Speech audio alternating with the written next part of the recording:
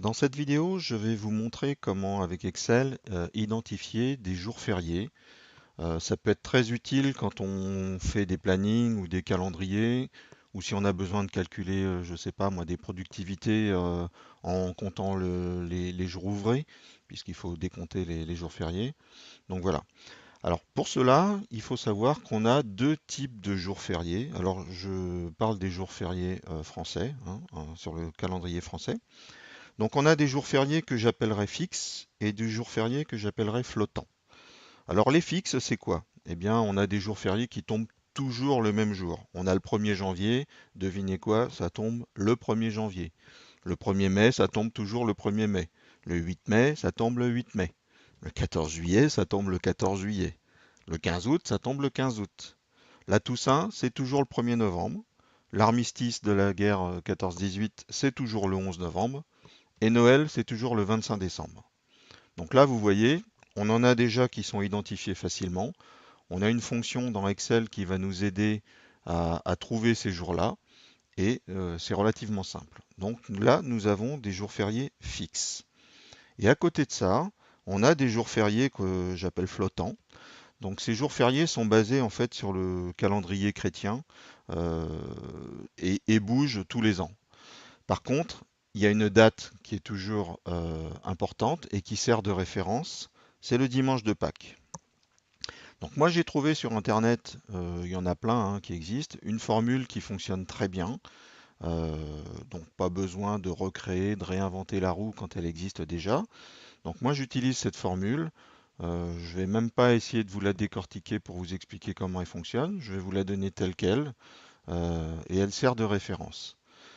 Cette formule, je l'ai trouvée sur un forum qui est excellent, qui s'appelle Excel Download, dans lequel je participe de temps en temps pour poser des questions ou pour amener des réponses à des gens qui se posent des questions. Donc comment ça fonctionne? On identifie le dimanche de Pâques et après vont se décliner d'autres dates. Donc le dimanche de Pâques, après le dimanche de Pâques, on a le lundi de Pâques qui est juste un jour après. Donc en fait, on va se baser par rapport au dimanche et on va faire plus 1 pour avoir le lundi de Pâques. Après, on a le jeudi de l'Ascension. Ça tombe toujours un jeudi, mais ça tombe aussi toujours 39 jours après le dimanche de Pâques. Donc quand on a la date du dimanche de Pâques, si on fait plus 39, on a le jeudi de l'Ascension. Après, on a le dimanche de la Pentecôte. Le dimanche de la Pentecôte, il est 49 jours après le dimanche de Pâques. Et le lundi de Pentecôte qui est juste après. Donc le lundi de Pentecôte, il est juste 50 jours après le dimanche de Pâques.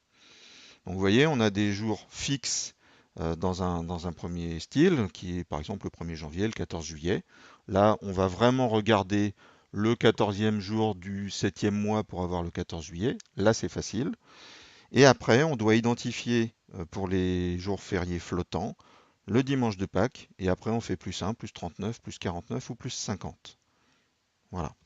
Donc ça, c'est la base. Maintenant, je vais vous montrer dans un fichier Excel que je joindrai ensuite en lien sous la vidéo, à quoi ça peut ressembler.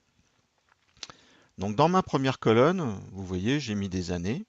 Alors ce que j'ai oublié de vous dire, c'est que la formule du dimanche de Pâques fonctionne jusqu'en 2048. Aujourd'hui, on est en 2017, à l'heure où je fais cette vidéo, soit dans 31 ans. Elle est valable encore 31 ans, la formule.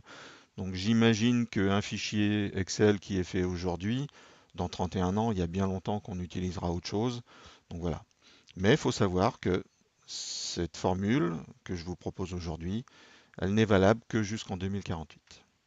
Donc on revient sur les jours fixes. Alors les jours fixes, c'est ceux que j'ai laissés en noir ici. Donc on les voit très bien. Et le 1er janvier. Donc comment est-ce que ça fonctionne? Donc on va utiliser la fonction date. Donc si je clique dans la fonction date va regarder l'année. Donc l'année, je l'ai mise ici, 2017. Le mois, premier mois, parce que c'est janvier qui m'intéresse, et le jour, 1er janvier. Donc le 1er janvier, effectivement, bah, ça tombe ce jour-là. Le 1er mai, c'est la même chose. Après, on a besoin d'avoir un fichier de référence comme ça pour pouvoir aller faire des recherches. Donc effectivement, ça paraît simpliste de voir marqué 1er mai comme ça, mais dans une ligne complète, quand on a besoin de compter les jours, c'est intéressant de les avoir. Donc moi, je mets ça sous forme de tableau. Donc je reviens à ça. Le 8 mai, 5e mois, 8e jour. Le 14 juillet, 7e mois, 14e jour. Et la technique, c'est toujours la même, hein. 8e mois, 15e jour pour le 15 août. La Toussaint, 11e mois, 1er jour. L'armistice, 11e mois, 11e jour, c'est le 11 novembre. Et Noël qui tombe le 12e mois, le 25e jour. Donc ça, ce sont des jours fixes. Maintenant, on va regarder la grosse formule du dimanche de Pâques, qui, n'ayez pas peur, la voilà. Donc comme je vous l'ai dit, cette formule, je ne l'ai pas inventée, je l'ai récupérée, elle fonctionne, je l'ai vérifiée sur les calendriers. Il y a des tas d'outils de génération de calendrier. Mais en tout cas, par exemple, pour 2017, le dimanche de Pâques, on va voir que c'est le 16 avril. Donc comme je vous ai dit tout à l'heure, le lundi de Pâques, c'est le 16 avril plus 1. Donc si je vais regarder ma formule du lundi de Pâques, j'ai marqué que c'était C20, donc C20 c'est là où j'ai mon dimanche de Pâques, plus 1. Je vous avais dit le jeudi de l'Ascension c'est 39 jours plus tard. Si je clique sur le jeudi de l'Ascension, j'ai fait toujours mon C20, donc ma référence du dimanche de Pâques, plus 39. Et ça me donne le 25 mai. Le dimanche de Pentecôte, même motif, même punition, c'est 49 jours plus tard. Le lundi de Pentecôte, c'est 50 jours plus tard. Toujours basé sur notre dimanche de Pâques. Donc vous voyez, en fait, avec simplement une formule date sur les jours fixes, qu'on sait qu'ils ne bougent pas, on sort la date. Et basé sur cette formule à rallonge, quand on rajoute après plus 1, plus 39, plus 49, plus 50, on obtient nos jours fériés flottants. Et ça bouge parfois beaucoup, hein, parce que quelquefois, on a par exemple là le lundi de Pentecôte qui est au mois de juin. Là, il est au mois de mai, là, il est au mois de juin. On voit que ça bouge beaucoup. Alors que évidemment, les dates fixes ne bougent pas. Donc comme je vous l'ai dit tout à l'heure, je vais vous rajouter en lien sous cette vidéo ce fichier Excel pour vous faciliter si vous avez besoin de revoir la formule. Et puis un copier-coller, c'est toujours plus facile quand c'est comme ça. Et donc mon tableau, en fait, je l'ai fait de l'an 2000 à 2048, puisque c'est la dernière date où c'est juste. Donc éventuellement, vous pouvez même utiliser ce tableau-là dans vos fichiers à vous pour faire des références, des VLOOKUP, des recherches de ce qui vous intéresse. N'hésitez pas à partager cette vidéo et à m'envoyer vos feedbacks à l'adresse indiquée en bas de cet écran. Merci.